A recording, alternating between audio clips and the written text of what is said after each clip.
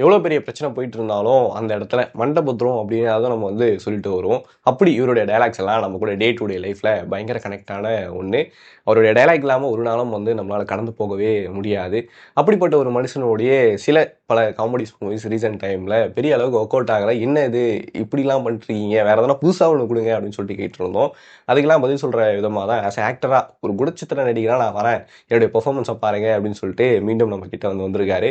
வணக்கம், நான் உங்கள் இடுமாறன் ராஜாங்கம். ஸோ அது என்ன படம் அப்படின்னு சொல்லிட்டு மாரிசன் இந்த படத்தை வந்து டைரக்ட் பண்ணியிருக்காரு. டைரக்டர் சுதீஷ் சங்கர். இந்த படத்தோடைய முக்கியமான ஸ்டார் கேஸ்டிங்காக வடிவேலு, ஃபகத் ஃபாசில் அண்ட் கோவை சரளா, விவேக் பிரசன்னா மற்றும் பலர் வந்து நடிச்சிருக்காங்க. இந்த படத்துக்கு இசையமைச்சிருக்காரு யுவன் சங்கர் ராஜா.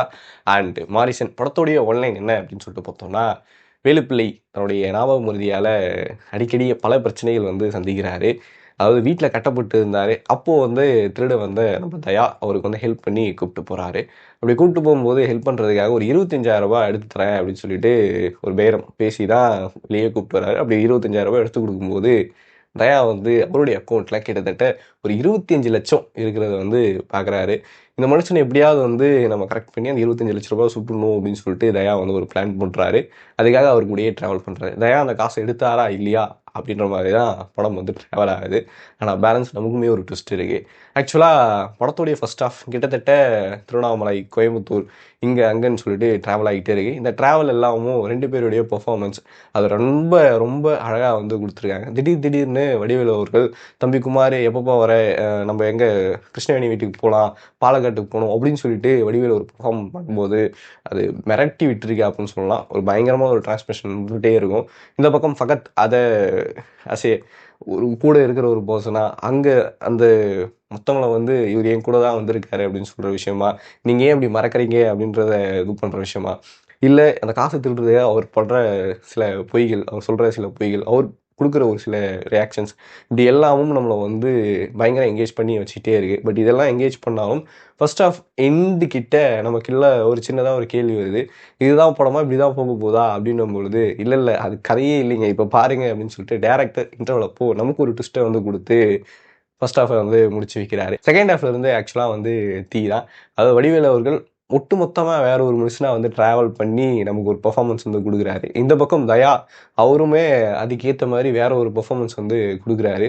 மாற்றி இது ரெண்டுத்தையும் பார்க்கும்பொழுது பயங்கரமாக இருந்துச்சு. இது மட்டும் போதாத குறைக்கு இன்னொரு பக்கம் யுவன் சங்கர் ராஜா தன்னுடைய பங்குக்கு எந்தெந்த இடத்துலலாம் வந்து எமோஷனலாக நம்ம வந்து கனெக்ட் பண்ண வைக்க முடியுமோ, அதுவும் வடிவேலு வாய்ஸ் வச்சே ஒரு சில சாங் வந்து வருது. அந்த சின்ன சின்ன பிட் சாங்ஸ் வந்து பயங்கர எமோஷ்னலாக அவருடைய கிட்டத்தட்ட ப்ரீவியஸில் என்ன நடந்துச்சு, அவர் எப்படிப்பட்ட ஒரு லைஃப் வந்து வாழ்ந்துட்டு இருந்தார் அப்படின்ற அவருடைய உடஞ்ச குரலில் நமக்குள்ளே வந்து இறக்கி வைக்கிறாரு. இதெல்லாம் இல்லாமல் போதாத குறைக்கு இளையராஜா சாங்ஸுக்கு வந்து நம்மளை வந்து ஒயிட் பண்ண வைக்கிறாங்க. இப்படி பல விஷயங்கள் வந்து ரொம்ப சூப்பராக வந்து இவனுக்கு வந்து செட் ஆகிருக்குன்னு சொல்லலாம். அண்ட் தென் இன்னொரு பக்கம் அது விஷுவலாக இருக்கட்டும், இல்லைனா வந்து ஸ்க்ரீன் பிளேவாக இருக்கட்டும், ஒரு சில இடங்களில் இதெல்லாம் நடக்கும் அப்படின்னு நம்ம வந்து கெஸ் பண்ணியிருக்கலாம். பட் அதெல்லாம் மாற்றி ஒரு ட்விஸ்டடாக வந்து நம்மக்கிட்ட கொடுத்தது ஸ்க்ரீன் பிளேக்கு பெரிய ஒரு வெற்றியாக தான் நான் பார்க்குறேன். அண்ட் தென் கதை, அதாவது இந்த மாதிரி ஒரு கதையை இப்படியும் வந்து என்னால் சொல்ல முடியும் அப்படின்றத டைரக்டர் சுதீஷ் சங்கர் வந்து நம்மக்கிட்ட ப்ரூஃப் பண்ணியிருக்காரு. அது பயங்கரமாக ஒர்க் அவுட்டும் பண்ணியிருக்காரு. ஆக்சுவலாக அவ்வளோ நல்லா வந்து இருந்துச்சு. மாற்றி இவங்களுடைய ஆக்டிங், கதை நமக்கு வந்து ஒரு சொல்ல வரைய முக்கியமான ஒரு விஷயம். சொசைட்டி இது எவ்வளோ சைலண்ட்டாக அதை கடந்து போய்கிட்டே இருக்குது, இதை நமக்கு வந்து எப்படி பேசியாகணும் அப்படின்றத முடித்த ஒரு விஷயம் ரொம்பவே நல்லா இருந்துச்சு. கிளைமேக்ஸ் என் போர்ஷனில் எனக்கு சில மாறுபட்ட கருத்துக்கள் இருக்குது. பட் இருந்தாலும் ஒட்டுமொத்தமாக ஃபிலிமாக இது ஒரு முக்கியமான ஒரு படமாக வந்து பார்க்குறேன். கண்டிப்பாக இதை பற்றி நம்ம நிறைய டிஸ்கஸ் பண்ணணும் அப்படின்றது எனக்குள்ள தோணுன ஒரு விஷயம்.